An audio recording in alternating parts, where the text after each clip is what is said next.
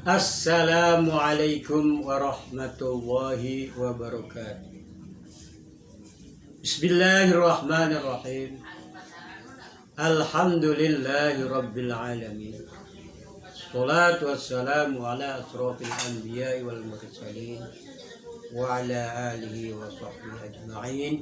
Amma ba'd. Pertama-tama marilah kita panjatkan puji syukur kehadirat Allah Subhanahu wa Ta'ala yang telah melimpahkan nikmat pada kita, terutama nikmat iman dan nikmat Islam dan juga nikmat-nikmat yang lain. Salawat serta salam kami curahkan pula pada junjungan kita Nabi besar Muhammad sallallahu alaihi wasallam beserta keluarganya dan para sahabat. Para mustami'in sekalian, saya di sini Kang Ahmad Nasir bin Ki Hasan Mustafa bin Ki Abdul Ghani bin Ki Ali Wananta.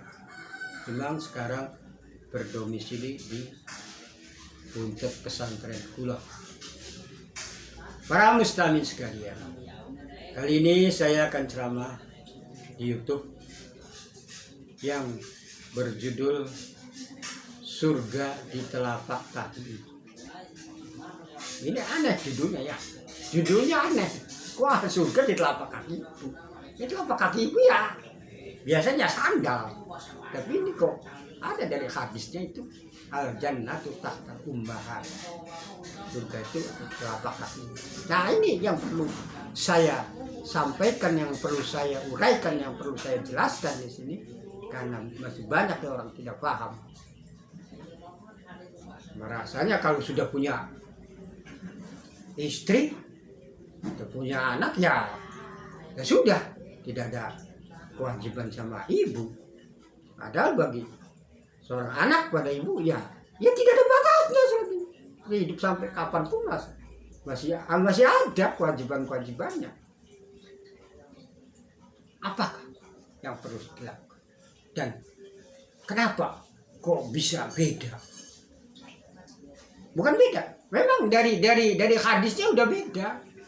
Yang namanya ibu tuh ada di antara seorang sahabat yang bertanya pada Nabi, pada Rasul, ya Rasulullah, siapakah yang perlu aku hormati? Kata Nabi, ibumu. Lalu siapa lagi? Ibumu. Lalu siapa lagi? Ibumu. Terus lalu siapa lagi? Ini anak muda itu ngeyel sampai 4 kali.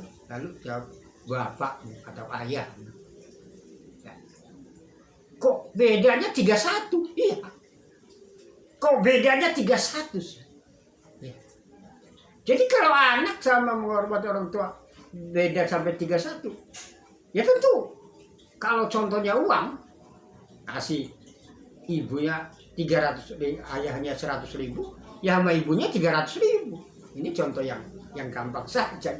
Tapi ada kelebihan, kehebatan yang payah, yang luar biasa. Orang yang sebagai suami atau seorang laki-laki tidak mampu itu ada 3 di antaranya. Makanya ibumu.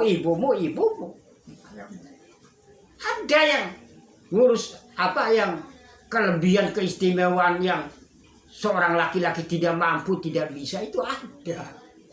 Disinilah yang perlu kita sampaikan. Pertama, yang namanya ibumu itu sebelum punya anak itu punya suami lalu hamil. Nah, hamil khusus untuk ibu kan. Seorang ayah tidak bisa untuk ibu. Hamil ya. Ada lagi yang tidak enaknya juga melahirkan. Ya. Itu cuma khusus untuk ibu kan. Melahirkan. Terus ada menyusui. Ya, menyusui. Terus ada lagi head man. Yang orang laki tidak bisa atau tidak diberi. Nah, disinilah akan saya jelaskan perbedaan dan pahala. Nah, itu yang namanya orang mengandung, melahirkan, menyusui. Itu kalau di 50-50 itu dipertil-pertil ada. Ini pahala mengandung sekian, ada. Ini pahala melahirkan sekian. Ini pahala menyusui. Nah, disinilah perbedaan-perbedaan. Ada orang punya anak tapi tidak mengandung, seperti anak adopsi atau anak tiri, itu kan sama anak tapi tidak mengandung kan. Jadi berarti kan ngurusi anak tapi tidak dapat pahala mengandung. Seperti dapat anaknya suami kan, itu hukumnya jadi anak yang biasa disebut anak kualon, anak tiri, anak sambung. Itu jadi anak hukumnya, tapi tidak mendapatkan pahala mengandung, tidak mendapatkan pahala melahirkan, tidak mendapatkan pahala menyusui. Nah, ada lagi pahala melahirkan. Apakah ada orang tidak melahirkan? Banyak artis-artis yang pakainya disesar. Kan itu sama aja berat, mengeluarkan biaya apa gede. Iya, biaya gede, berpahala iya, tapi tidak sama dengan pahalanya yang melahirkan. Jangan iri, pahalanya beda. Begitu juga yang menyusui. Ada yang pakai susunya sendiri, ada yang pakai susu sapi. Itu kan biaya, beli apa iya. Masa nggak dapat pahala? Dapat. Tapi tidak akan bisa sama dengan pahalanya yang menyusui. Yang paling besar ya pahala menyusui. Jadi ada ini pahala mengandung, ini pahala melahirkan, ini pahala menyusui, ada. Makanya ibumu. Kalau mengurusi sih ya sama-sama. Kalau mengurusi sih kayak mandiin, berpakaian, cari uang, menyokoklan. Kadang-kadang ya apa ya? Istrinya meninggal juga kadang-kadang suaminya ya bisa melanjutkan ngurusannya. Suami mengurusi apa, seorang suami istrinya meninggal punya orok, lalu diurusin pada suaminya ya bisa. Tapi kalau yang namanya melahirkan, mengandung itu kan tidak bisa, makanya beda.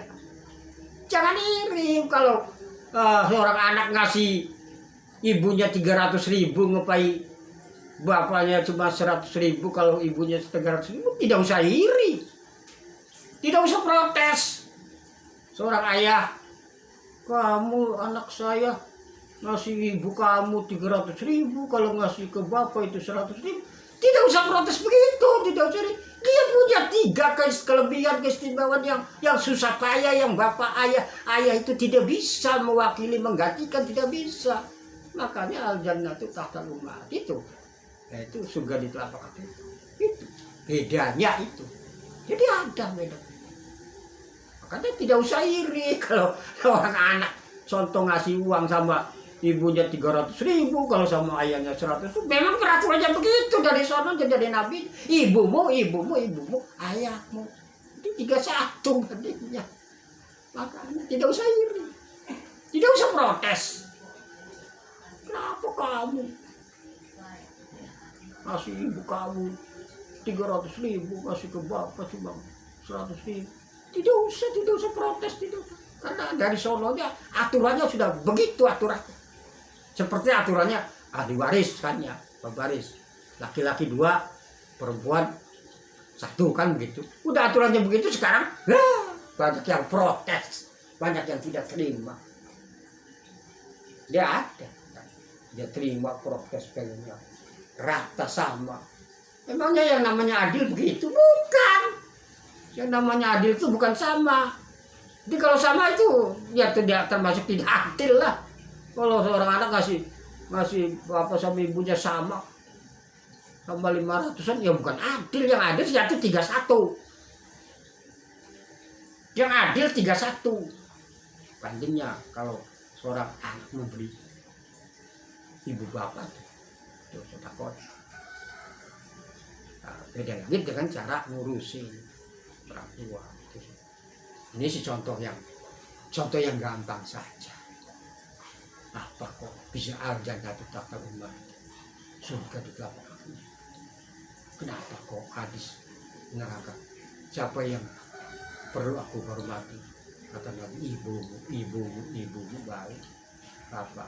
Inilah saya terangkan tadi perbedaannya, yaitu kalau seorang ibu ia mengandung susah payah 9 bulan, ia melahirkan pilihannya antara hidup dan mati, dan menyusui susah payah itu banyak.